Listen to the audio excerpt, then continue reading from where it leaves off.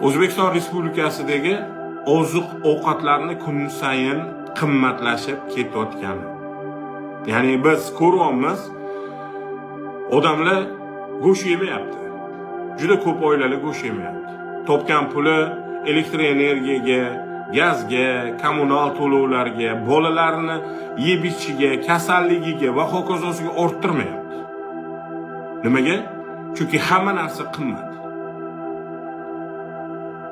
O'zbekistondagi yeb ichish, oziq-ovqat masalasidagi ishlar haqida biz bilmoqchimiz. Nima qilsak, bizda narx-navo arzonlashadi. Nima qilsak, anetda qiynalayotgan, kunini ko'rishga qiynalayotgan odamlar yaxshi yashaydi. Sizlar nima harakat qilyapsizlar bu borada?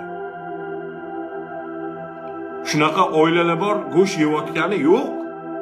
100 mingdan oshiq bo'lib ketdi go'sht. Suyakli go'shting 85 ming so'mda hozir. Bir dunyo suyagi bilan go'sht olaman desa, 85 ming so'm.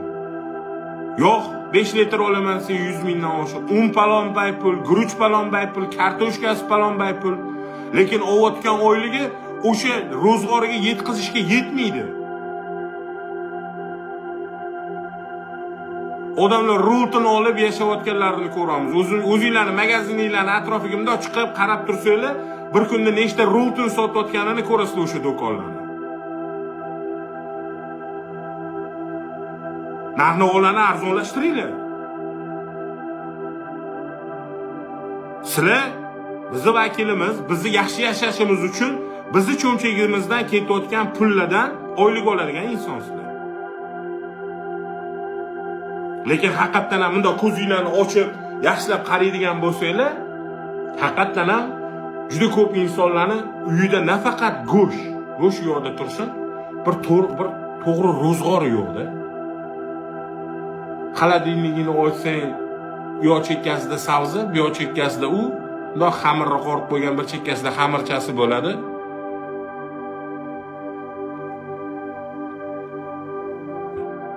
Va qiynalayotganini eng katta aybdori sizlar bo'lasizlar. Eng katta aybdori sizlar.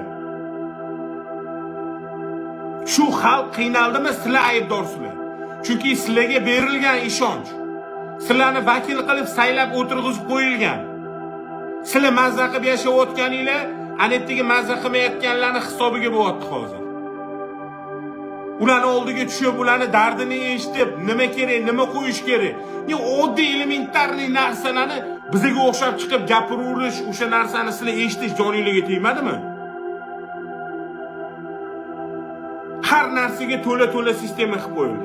O'zimga chiqqan payti birinchilardan bo'lib qarshi chiqdim.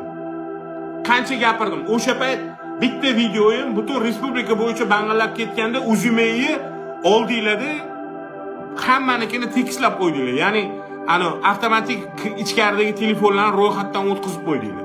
Lekin hozirgi kunda ham o'zimga problemasi bo'lib yotibdi.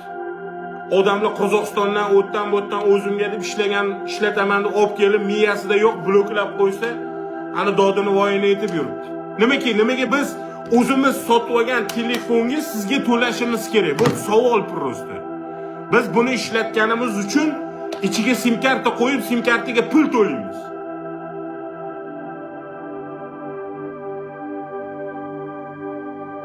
O'ylab ko'ringlar, fikrlab, bu telefon bu. O'zimga bu sizni xavfsizligingiz, telefoningizni o'g'irlab ketsa, nobodo u bo'ladi. Telefoningizni xavfsizligi. Men telefonim kimning nomidaligini bilmayman, gapirgan gapimga javob beraman, bor-ku. Mana qo'limda 3 ta telefonim bor, uchalasi ham kimning nomida o'zimdan o'tganini bilmayman. Qanaqa bu bizga foyda? Hozir buni egasi o'g'irlandi deb berib yuborsa, misol, o'g'irlandi deb berib yuborsa, o'g'riman bo'lib chiqaman-da. Bir-biriga mantiqan to'g'ri kelmaydi. Siz 6 oy davomida Qozog'istonga yoki Rossiyaga yoki chet elga chiqib kelgan bo'lishingiz kerak. Bo'ldi, men telefon olib keldim, farqi nima sizlarga? Qayerdan, qachon keldim, nima bo'ldi?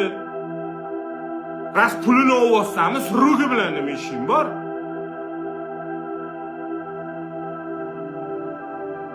Ahmoqgarchilik bu, soqqa qilishdan boshqa hech narsa emas. Prosta havodan yo'q joydan, prosta havoda odam o'zini mehnatiga, o'zini puliga borib chet eldan telefon olyapti, ha, yoki kimdir chet eldan jo'natyapti. Buni Amerikadan ruxsat olish kerak. Pul to'lash kerak. Siz nima bu telefonni olishiga bir yordam berib qo'ying, sizga pul to'lash kerak. Prosta havodan soqqa qilinadigan joy bo'lib qoldi o'zimga. Mana sizlarga o'rtoq deputatlar. Mana shunaqa o'zi kichkina narsa bo'lib tuyuladi-yu. Ha, arzimagan narsa. Nima bu 50 ming, 60 ming so'm ustida gap ketyapti. Lekin buni bir necha millionga ko'paytiradigan bo'lsangiz bor-ku, trillionlab summa paydo bo'ladi. Toma ko'l bo'lurdigan narsa mana shunaqa ko'zga ko'rinmas sxemalar orqali pul qilinadi. Bizga kerakmi o'zingmi? Xalqqa kerakmi o'zingmi? Yo'q, kerak emas. Chunki kerak bo'lsa sizni o'zingiz ham, ayrim deputatlar o'zingizlar ham telefoningizga kim nomiga 100 mingga o'tganinglarni bilmaysizlar.